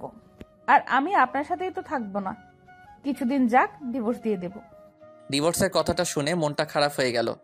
বাসর রাতে ডিভোর্সের কথা শুনতে হইতেছে। কত স্বপ্ন ছিল এই রাত নিয়ে, কিন্তু স্বপ্নগুলো স্বপ্ন রয়ে গেল। কপাল। বাসর রাতের কথা চিন্তা করতেছি। সেতুর দিকে তাকিয়ে দেখি সেতু ঘুমিয়ে গেছে। আমিও সেতুর পাশে শুয়ে পড়লাম। সকালে সেতুকে জড়িয়ে ধরে ঘুমিয়ে আছি। আমার ঘুম সেতুর আগেই ভাঙছে, কিন্তু উঠি নাই, কারণ সেতুকে জড়িয়ে শুয়ে থাকতে ভালোই লাগছে। তখনই সেতুয়ের ঘুম ভেঙে গেল, আর সেতু নিজেকে ছাড়ানোর চেষ্টা করছে, কিন্তু পারছে না। পরে সেতু এমন একটা কাজ করলো যে কাজটা আমি ভাবতেই পারি নাই। সেতু আমার কাছে থেকে ছাড়াতে না পেরে গালের ভিতর চিমটি মারল, আর আমিও বলে উঠলাম। গালে হাত দিয়ে দেখি যেই জায়গায় চিমটি দিছে ওই জায়গা দিয়ে রক্ত বের হচ্ছে। এটা দেখে মেজাজটা খারাপ হয়ে গেল। লজ্জা করে না আপনার আমাকে জড়িয়ে ধরতে? যত সব ফালতু ছেলে। বউকে জড়িয়ে ধরে ঘুমালেই সবকিছু হয় না, সন্তান জন্ম দেওয়ার ক্ষমতা থাকতে হয়। আমি কি বলবো না বলবো খুঁজেই পাচ্ছি না। কথা বলার ভাষা হারিয়ে ফেলেছি। একজনের একটা সমস্যা থাকতেই পারে, তাই বলে কথায় কথায় এইরকম। কিভাবে বলবো? হ্যাঁ, তাড়াতাড়ি আমাকে ডিভোর্স দিবেন। এটা শুনে আরও মেজাজটা খারাপ হয়ে গেল। পরে মারলাম একটা থাপ্পড়। এত ডিভোর্স করস কেন রে? ডিভোর্স কি খুব ভালো জিনিস নাকি? ডিভোর্স দিলে আমার কিছুই হবে না। আর তোর সাথে ছেলেরা কথা বলবে, কিন্তু কেউ বিয়ে করার জন্য না, শুধু তোর দেহ লুটার জন্য। এইগুলো বলে আমি চলে আসলাম বাহিরে।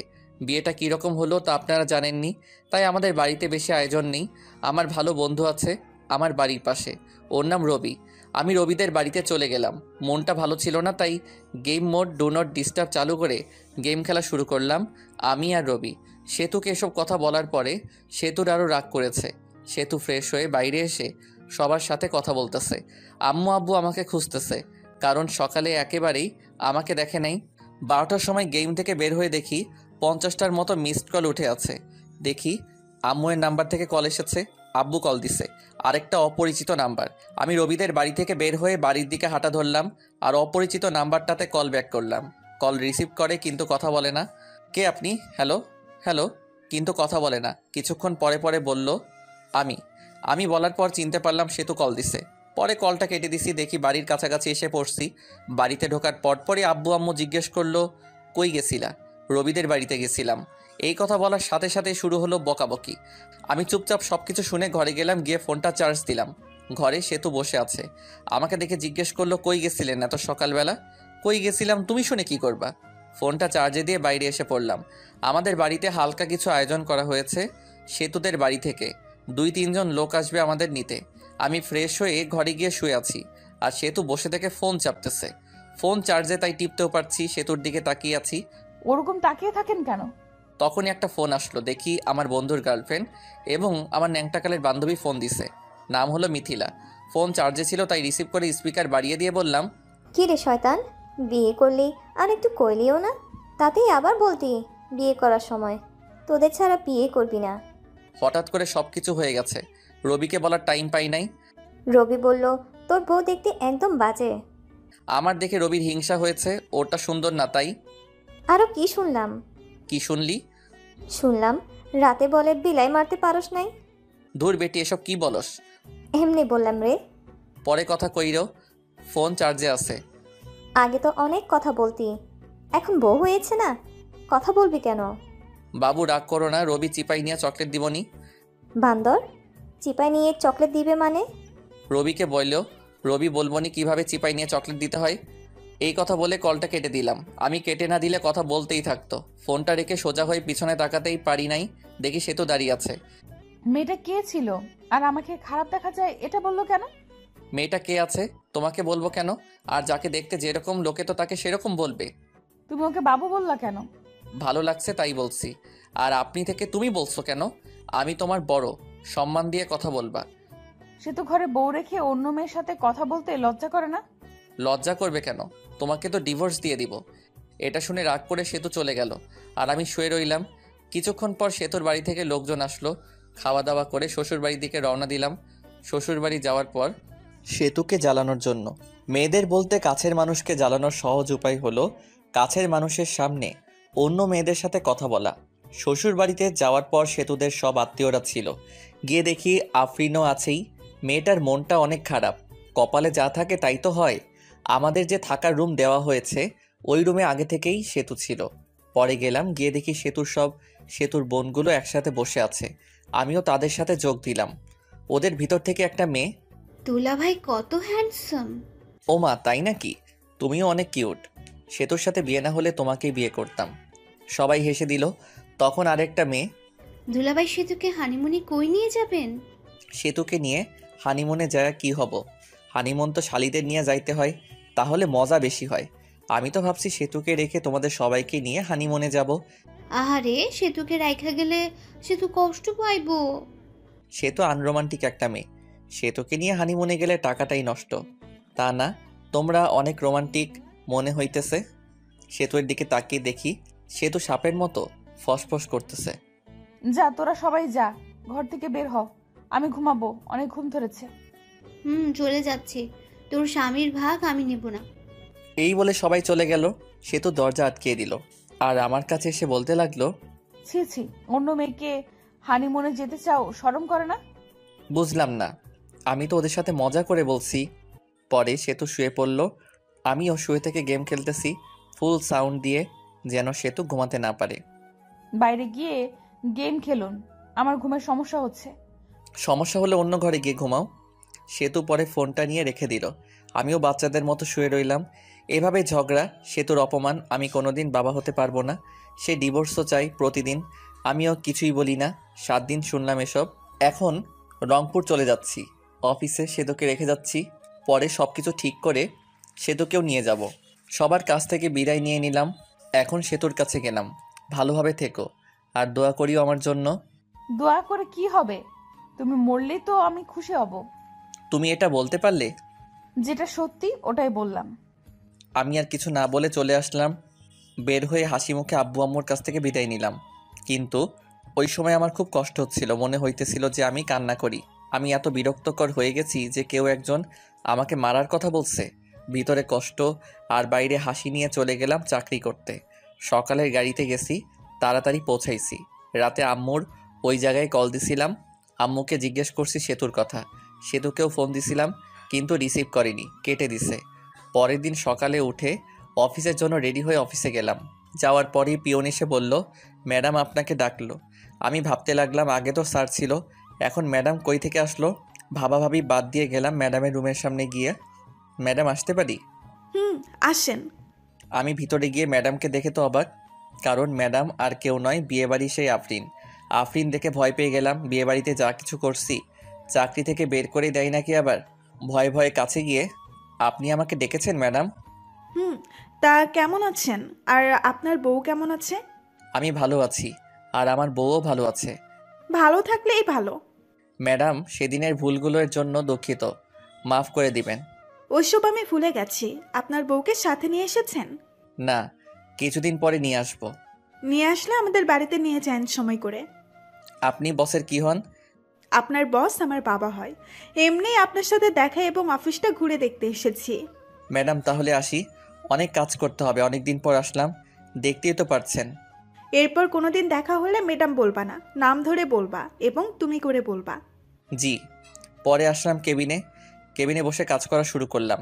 কাজ শেষ করে ম্যাচের দিকে রওনা দিলাম। আজকে অফিস ছুটির আগে বের হয়েছি, কারণ হলো একটা বাসা খুঁজে বের করতে হবে। ম্যাচে তো আর বউ নিয়ে থাকা যাবে না। বাসা খুঁজেও পেলাম, বাসা ঠিক করে ম্যাচে ফিরলাম। পরের দিন বাসায় শিফট হব। পরে বাসায় শিফট হলাম। এখন বাসায় থেকে অফিস যাওয়া আসা করি। আমি রংপুর এসেছি 7 দিন হয়ে গেছে। এই 7 দিনে সেতুকে কল মেসেজ দিছি, কিন্তু কোনো রিপ্লাই পাইনি। একদিন সেতু আব্বু আম্মু এবং সেতুর আব্বু আম্মু সবাই একখানে বসে থেকে গল্প করছিল। তখন সেতু সবাইকে একটা প্রশ্ন করে, আম্মু, ওর কি কোনোদিনও বড়সড় অ্যাক্সিডেন্ট হয়েছিল? না, শুভ খুব সাবধানে চলাচল করে। সবাই নাই করলো, কারণ আমার তো অ্যাক্সিডেন্ট হয়নি। কিন্তু ও তো বললো ওর একটা বড় অ্যাক্সিডেন্ট হয়েছিল, তারপর থেকে ওর বাবা হওয়ার ক্ষমতা হারিয়ে ফেলেছে। তোমার সাথে মজা করার জন্য বলেছি এসব। ও তো কোনো ডাক্তার দেখানোর জন্য হাসপাতালেও যায়নি। আমি তো অনেক বড় ভুল করে ফেলেছি। কি ভুল?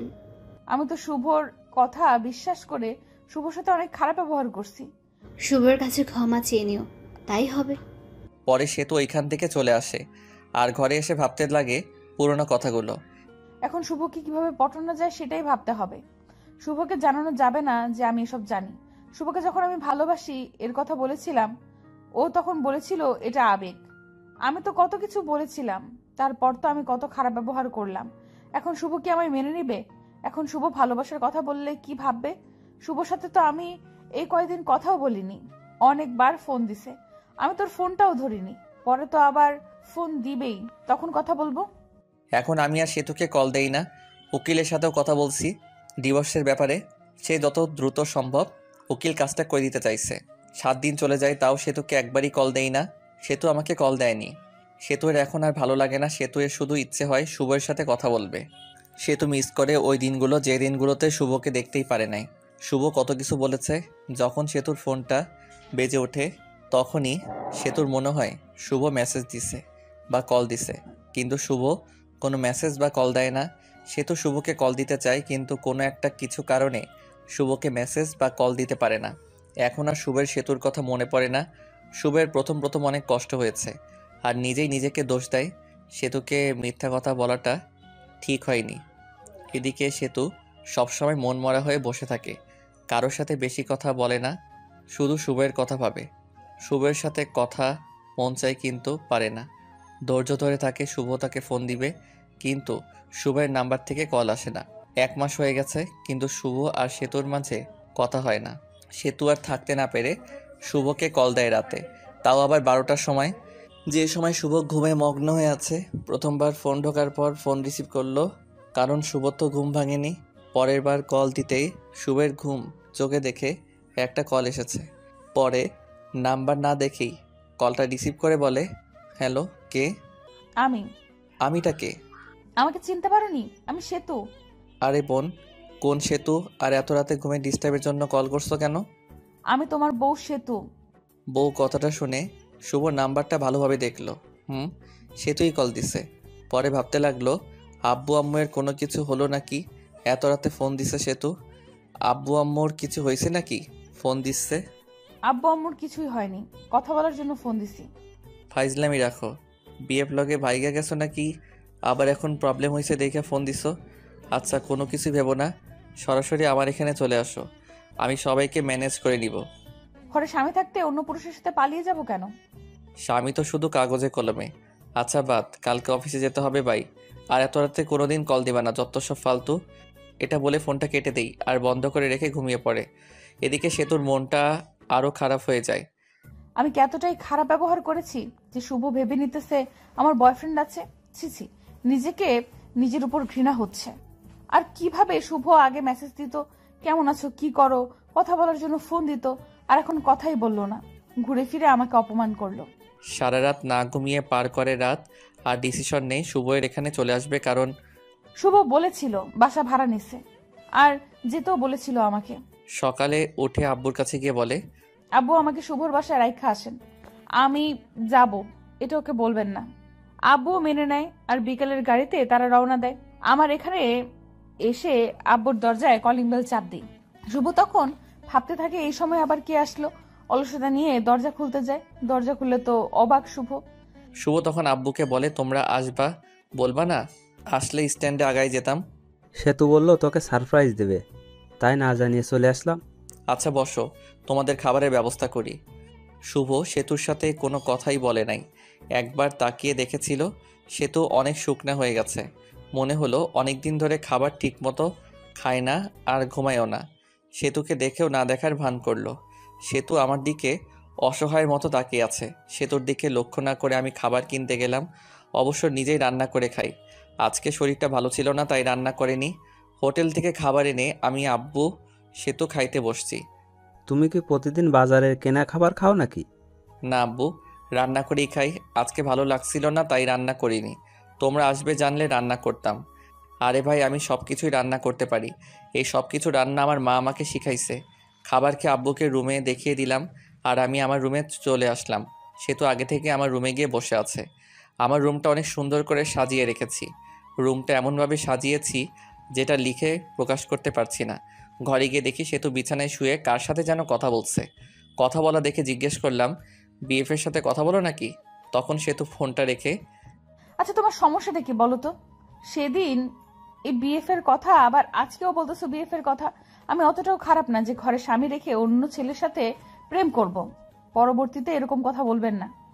স্বামী তো শুধু কাগজে কলমে, কিছুদিন পর তো ডিভোর্স হয়ে যাবে। ডিভোর্সের পর পটাতে হবে, তাতে সময় লাগবে। ডিভোর্সের পর যেন তাড়াতাড়ি বিয়ে করতে পারো সেই জন্য হয়তো আগেই পটিয়ে রাখছো। আর হ্যাঁ, তোমার জন্য একটা খুশির খবর আছে। আমি উকিলের সাথে কথা বলছি, কিছুদিন পরই ডিভোর্স পেপার দিয়ে দিবে। তখন আর আমার মুখ দেখতে হবে না।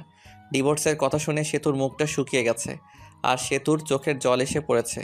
ওদিকে লক্ষ্য না রেখে বললাম, শুয়ে পড়ো, রাত অনেক হয়েছে। সেতু চুপচাপ অন্যদিকে হয়ে শুয়ে পড়ল। আমিও কোলবালিশটা জড়িয়ে ধরে ঘুমিয়ে পড়লাম। সকালে ঘুম থেকে উঠে দেখি সেতু আমাকে জড়িয়ে ধরে ঘুমিয়ে আছে। জড়িয়ে ধরে আছে দেখে সেতুকে ধমক দিয়ে বললাম, আমাকে জড়িয়ে ধরে আছো কেন? আমাকে জড়িয়ে ধরে থাকতে পারো না, কারণ আমার সন্তান জন্ম দেওয়ার ক্ষমতা। এটা বলে ওয়াশরুমে চলে গেলাম। পরে সেতু রান্না করলে আমি বসে থেকে ফোন চাপলাম। খাবার খেয়ে আমি অফিসের জন্য বের হলাম, আর আব্বু বলল চলে যাবে, তাই তাকে গাড়িতে উঠাই দিতে বাস স্ট্যান্ডে গেলাম। আব্বুকে গাড়িতে তুলে দিয়ে আমি অফিসে চলে গেলাম। অফিসে যাইতে দেরি হয়েছে। অফিসে গিয়ে ডেস্কে গিয়ে বসতে বসতে পিয়ন এসে বলে গেল, ম্যাডাম যাইতে বলছে। ম্যাডাম অনেক দিন পর আসলো। পরে গেলাম, জিয়ে নাম ধরে ডাক দিলাম, আফরিন কেমন আছো? ভালো। তুমি কেমন আছো? আর অফিসে আসতে দেরি করলা যে? আব্বু সেতুকে ডাকতে এসেছিল, আমি আব্বুকে গাড়িতে তুলে দিয়ে আসলাম, সেই জন্য দেরি হলো। ও, তোমার বউ এসেছে? কালকে আমার জন্মদিন, সেই জন্যই আসছিলাম তোমাকে দাওয়াত দিতে। সো সেতুকে নিয়ে চলে যাবা। আমাদের বাড়িতে না গেলে কিন্তু আমি কেক কাটবো না বলে দিলাম। আরে তোমার জন্মদিনে আমি না যাই, আমি তো আগেই যাব। হাসিটা অনেক সুন্দর। ঘরে বউ রেখে আরেকজনকে ইমপ্রেস করার চেষ্টা নাকি শুভ সাহেব? না, যেটা সত্যি ওটাই বললাম। হুম, আমি তাহলে কাজ আছে। ঠিক আছে, যাও। পরে এসে কাজ করতে লাগলাম। কাজ করা শেষ করে দুপুর টাইম হয়েছে, তখন ফোনটা বেজে উঠল। ফোনটা হাতে নিয়ে দেখি সেতু কল দিছে। রিসিভ করার ইচ্ছা না থাকা সত্ত্বেও কলটা রিসিভ করলাম। হ্যালো, কে? আমি। ফোন দিছো কেন? দুপুরে খাবার খাইছো? খাইলেই কি আর না খাইলেই কি? আমার অনেক কিছু। তোমার সাথে কথা বলার সময় নাই। এটা বলে ফোনটা কেটে দিলাম। আপনারা ভাবছেন সেতুর সাথে এরকমভাবে কথা বলছি কেন?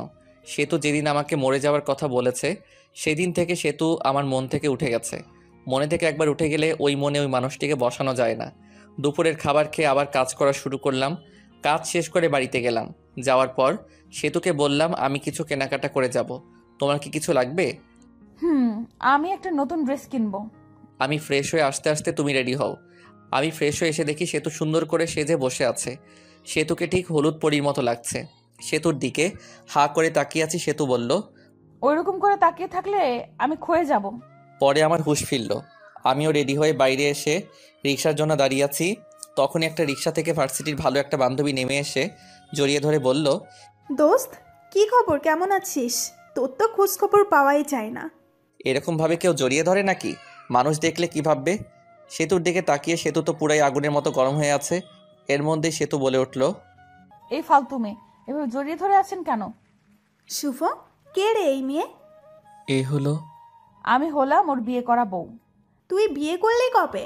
আমাকে একটু জানালিও না। আপনারা জানায় কি হবে? ওর থেকে 2 ফিট দূরে গিয়ে দাঁড়ান। শুভ ভাবি এরকম করে কথা বলছে কেন?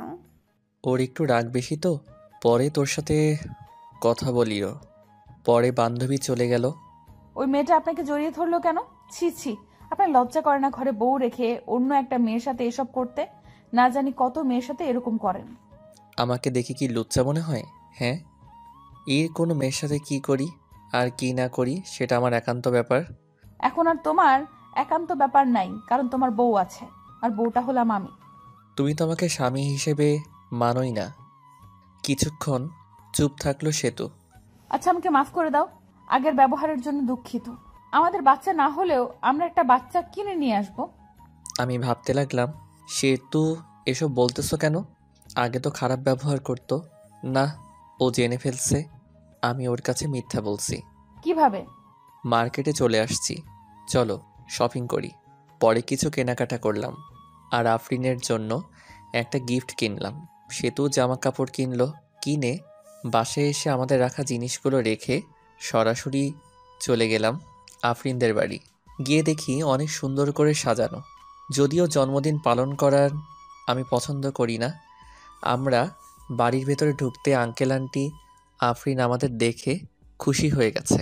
সেতুকে দেখে আরও বেশি খুশি হয়েছে। সেতু আফরিনের সাথে চলে গেল আর আমি একা একা বসে আছি, কারণ আমার পরিচিত কেউ নাই। বসে থেকে গল্প লিখতেছিলাম। অবসর সময় পেলে গল্প লিখি। তখনই একটা মেয়ে এসে বলল, আপনি শুভ ভাইয়া না? হুম, আমি শুভ। আপনাকে চিনতে পারলাম না। আমি আপনার একজন গল্প পাঠক, আপনার সাথে অনেক কথা হয়েছে মেসেজে। মনে মনে আমি তো অনেক মেয়ের সাথেই কথা বলি, এটা আবার কে? আপনার গল্পগুলো অনেক সুন্দর, আমি তো আপনার প্রেমে পড়ে গেছি। আমার প্রেমে মানে? আসলে আপনার গল্পের প্রেমে পড়ে গেছি। এখন তো তুমি পিচ্চি মামাতো বোন গল্প লিখতেছো, এই গল্পটাও অনেক সুন্দর। শুক্রিয়া।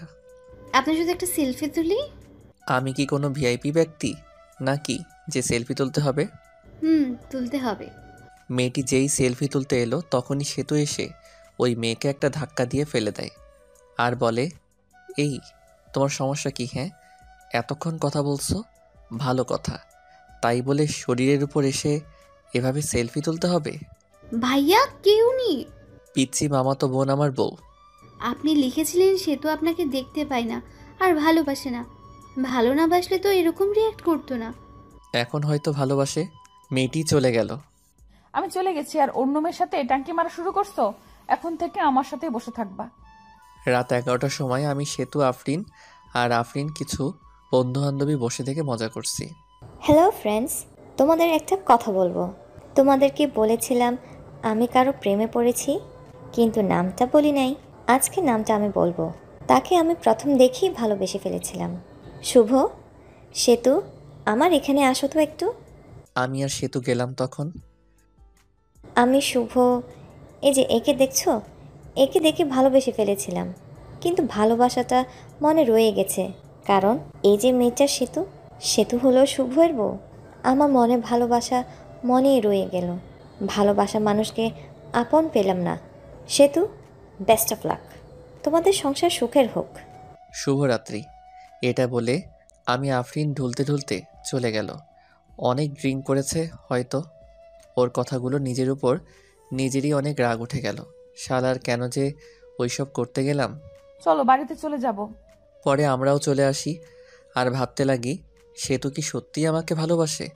যদি ভালো না বাসতো তাহলে তো মেয়েদের সাথে কথা বলার সময় জেলাসি ফিল করতো না। ভাবতে ভাবতে বাসায় চলে আসি। পরের দিন অফিস বন্ধ ছিল। আমার মাথায় একটা কথা ঘুরপাক খাচ্ছে, সেতু কি সত্যি ভালোবাসে আমাকে? পরের দিন অফিস বন্ধ থাকায় সেতু বলে, চলো একটু ঘুরে আসি। তুমি তো আমাকে নিয়ে একটু ঘুরতে যাও না? আমিও রাজি হয়ে যাই, ঘুরতে যাই। সেতুর সাথে ঘুরতে ভালোই লাগছিল। সেতুকে ফুচকা খাওয়াই দিছি। আরও অনেক অনেক রোমান্টিকভাবে দিনটা পার করলাম। 2 দিন কেটে গিয়েছে, কিন্তু সেতুর সাথে খারাপ ব্যবহার করিনি, বরং রোমান্টিকভাবে দিনগুলো পার করছি।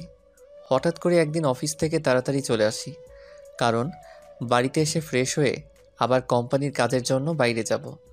দরজায় এসে ধাক্কা দিতেই দরজা খুলে গেল। ঘরে ঢুকে দেখি সেতু মনে হয় কারো সাথে কথা বলছে, মিষ্টি মিষ্টি হেসে। কথা শোনার জন্য কোনো রকম শব্দ না করে ওর কাছে গেলাম। জানিস, শুভ তো মনে হয় আমাকে মেনে নিয়েছে। শুভ জানে না যে আমি ওর মিথ্যা কথা ধরে ফেলেছি। আমি জানি ওর কোনো সমস্যা নেই। আমি এই কথা শুনে বুঝতে পারলাম ও সব কিছু জেনে ফেলেছে যে আমি সন্তান জন্ম দিতে পারবো না। এটা মিথ্যা কথা। আমি নতুন একটা আইডিয়া বের করলাম, কারণ সেতু আমাকে এখনও ফুলফিলভাবে ভালোবাসেনি। কোনো শব্দ না করে একটু পিছিয়ে এসে সেতুকে ডাক দিলাম। সেতু ফোনটা কেটে দিয়ে আমাকে জিজ্ঞেস করলো, তুমি এত তাড়াতাড়ি আসছো? আসাতে সমস্যা হয়েছে? না, সমস্যা হবে কেন? আমি আরো খুশি হয়েছি তোমার সাথে বেশি সময় কাটাতে পারবো। এসব বলতে বলতে সেতু এসে আমাকে জড়িয়ে ধরলো। জড়িয়ে ধরে ঠোঁটে একটা শুকনা চুমু দিল। আমি সেতুকে ছাড়িয়ে ফ্রেশ হতে চলে গেলাম। ফ্রেশ হয়ে এসে দেখি সেতু টেবিলে খাবার সাজিয়ে রেখেছে। খাইতে বসলাম।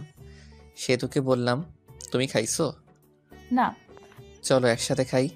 নিজের হাত দিয়ে খাইতে ইচ্ছে করছে না। আসো আমি খাওয়াই দেই। সেতু খুশি হয়ে গেল। খাবার খেতে সেতুকে জিজ্ঞেস করলাম, আচ্ছা সেতু, তুমি তো এখন সত্যিই ভালোবাসো আমাকে, তাই না? অনেক ভালোবাসি। এই যে আমি বাবা হতে পারবো না, এটা যখন তোমার রিলেটিভরা জানবে, তখন তোমাকে অনেক কিছু বলতে পারে। তখন কি তুমি আমাকে ছেড়ে দিয়ে চলে যাবে? লোকে কি বলুক তাতে আমার কিছুই যায় আসে না। আমি তোমাকে কখনোই ছেড়ে যাব না। আমি দীর্ঘ একটা নিঃশ্বাস নিলাম। কথা বলার মাঝেই খাবার খাওয়া শেষ। খাবার খাওয়া শেষ হওয়ার পর রেডি হয়ে সেতুকে একটা চুমু দিয়ে কাজের জন্য বের হলাম। বাড়ি থেকে বের হয়ে একটা বন্ধুর সাথে দেখা করলাম। ওই বন্ধুর বড় ভাই ডাক্তার, আর তাকে দিয়ে একটা মিথ্যা রিপোর্ট বানাবো। পরে ওই বন্ধুকে সব কিছু খুলে বলি, আর বলি তোর ভাবির ভালোবাসা পরীক্ষা করার জন্য একটা ফেক রিপোর্ট বের করতে হবে। রিপোর্টটা হলো আমি যে বাবা হতে পারবো না, এটার রিপোর্ট। বন্ধু প্রথমে রাজি হয়নি, পরে অনেক জোরাজোরিতে রাজি হয়েছে। পরে সব কিছুই বুঝিয়ে দিয়ে চলে গেলাম আমার কাছে। কাজ থেকে আসলাম, আর আসার সময় সেতুর জন্য আইসক্রিম আর ফুচকা নিয়ে আসলাম। যা দেখে সেতু অনেক খুশি হয়ে গেল। প্রতিদিনই অফিস থেকে আসার সময় সেতুর জন্য কিছু না কিছু নিয়েই আসি। এটা দেখে সেতু দেখে অনেক খুশি হতো, আর আমাকে একটা কিস করতো। 7 দিন যাওয়ার পর রিপোর্ট বের করে। পরে আমি আমার বন্ধুকে বলি, এটা বাড়িতে গিয়ে দিয়ে আসবি যখন আমি অফিসে থাকব। বন্ধু তাই করে। আমি অফিসে থাকাকালীন বন্ধু আমার বাড়িতে যায় আর রিপোর্টটা দেয়, আর সেতু রিপোর্টটা নিয়ে পড়তে থাকে। পড়ে দেখে শুভ কোনোদিন বাবা হতে পারবে না। ওখানে এসব লেখা আছে, আর কারণও লেখা আছে। সেতুর মনটা তখন খারাপ হয়ে যায়। কি করবে সে বুঝতে পারে না। শুভর সাথে করবে না করবে কিছুই বুঝতে পারে না। শুভর সাথে থাকার সময়গুলোর কথা ভাবতে থাকে। এসব ভাবতে ভাবতে কোন দিক দিয়ে সময় পার হয়ে যায় সেতু জানেই না।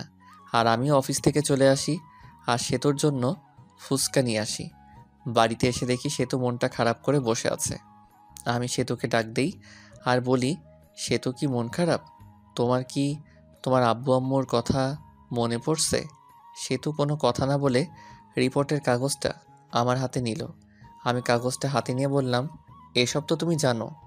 তাহলে তোমার বাবা মাকে জিজ্ঞেস করার পর তোমার বাবা মা তাহলে বললো কেন যে তুমি মিথ্যা বলছো, যে তুমি বাবা হতে পারবে না? কারণ আম্মু জানে না। সেতু এই কথা শুনে মুখটা থেকে রাগি বানিয়ে চলে গেল। আমি ফ্রেশ হতে চলে গেলাম। ফ্রেশ হয়ে এসে কিছু খেয়ে নিলাম। সেতুর সাথে কথা বলার চেষ্টা করতেছি, কিন্তু সেতু দরজা খুলছে না। পরে আমি বাইরে বসে থেকে ভিডিও দেখছি। ভিডিও দেখতে দেখতে সন্ধ্যা হয়ে গেল। তখনও সেতু ঘর থেকে বের হলো না। এখন বুঝতে পারলাম সেতু কেন মন খারাপ করে বসে আছে। আমিও ভাবতে থাকলাম, সেতু কি তাহলে আসলেই আমাকে ভালোবাসেনি? সেতু এতদিন কি তাহলে মিথ্যা ভালোবাসতো আমাকে? সেতু তো ঘর থেকে বের হচ্ছে না। সন্ধ্যার রান্নাটা মনে হয় আমারই করতে হবে। তাই রান্না করতে গেলাম। রান্না করার প্রায় শেষ। তখন ঠান্ডা পানি মনে গরম পানিতে হাত দিছি, আর হাতটা গেল পুড়ে। পরে ওমাগো বলে চিৎকার দিয়ে উঠি, কিন্তু আফসোস ধরার মতো কেউ নাই। পরে নিজেই হাত ধরে ঠান্ডা পানিতে কিছুক্ষণ ডুবিয়ে রাখলাম। এরপর ডাক্তারের কাছে গিয়ে হাতটা মেডিসিন লাগিয়ে নিয়ে আসলাম। হাত একেবারে ছুলে গেছে, দেখতে অনেক বৃষ্টি হয়ে গেছে। রান্নার কাজ শেষ করে সেতুকে ডাক দিলাম। বললাম, সেতু, দুপুরের খাবার খাওনি, এখন রাতের খাবারটা খেয়ে নাও, তা না হলে শরীর খারাপ করবে। তুমি হয়তো আমাকে মেনে নিতে পারছো না। ঠিক আছে, আমার ডিভোর্স পেপার রেডি আছে, তোমাকে দিয়ে দেব, তোমাকে মুক্তি দিয়ে দেব। আসো, তাও খেয়ে নাও। পরে সেতু বের হলো। আমার হাতটা সেতুকে দেখাইনি। পরে সেতু চুপচাপ খেয়ে নিল। আমি আর খেতে পারলাম না, কারণ গুনে গুনে আমার ডান হাতটাই পুড়েছে। হাতের কষ্টের থেকে মনের কষ্ট অনেক বড়। সেতুকে অনেকটা ভালোবেসে ফেলেছিলাম। হাত পোড়ার কারণে হাতে জ্বালা পোড়া করছে। আবার মনটাও ভালো নাই। সেতুর সাথে কাটানো সময়ের কথাগুলো ভাবছি। কত সুন্দর ছিল দিনগুলো। এসব ভাবতে ভাবতে চোখে জল এসে গেছে। মনে হচ্ছে চিৎকার করে কাঁদি। ঘুম ধরছেই না। এমনিতেই হাতে জ্বালাতন করতেছে, আবার ক্ষুধা লাগছে। রাত 12টা বেজে গেছে। বসে থেকে কান্না করতেছি। কষ্ট আর সহ্য হতেছে না। অনেক কষ্ট হইতেছে, যেটা হয়তো লিখে প্রকাশ করতে পারবো না। চোখ দিয়ে জল থামছেই না। তখনই কাঁধে কারো হাতের ছোঁয়া পেলাম। পিছনে তাকিয়ে দেখি সেতু দাঁড়িয়ে আছে, চোখের জলটা মুছে।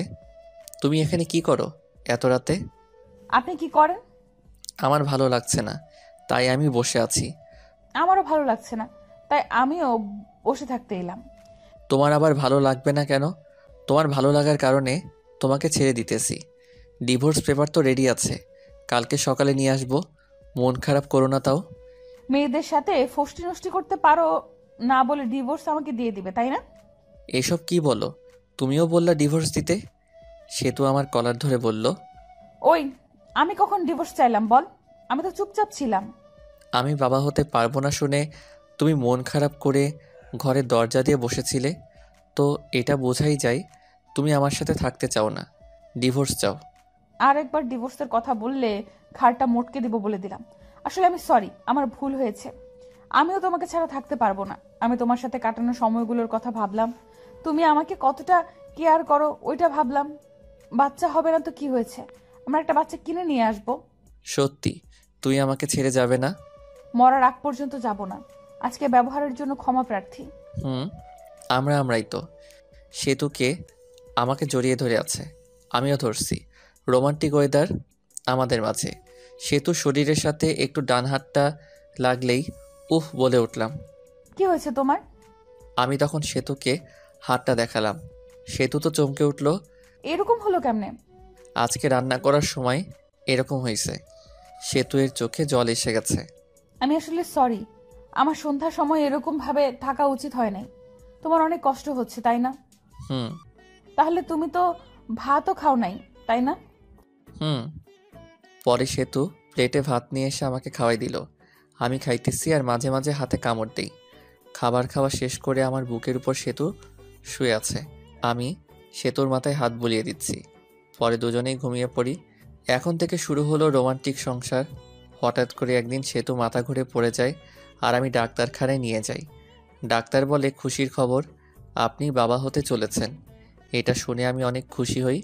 সেতুকে বলতেই সেতু মুখটা গোমড়া বানিয়ে বলে, আমার পেটে বাচ্চা আসলো কিভাবে? তুমি তো বলেছিলে বাবা হতে পারবে না, আর রিপোর্টেও লেখা ছিল। ও, ওইসব ছিল সাজানো নাটক।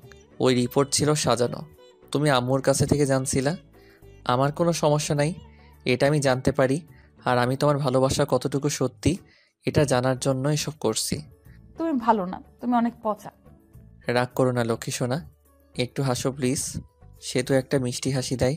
এই খবর বাড়িতে পৌঁছালে সেতুকে সবাই বাড়িতে আনতে চায়, কিন্তু সে তো বাড়িতে আসবে বলে দেয়।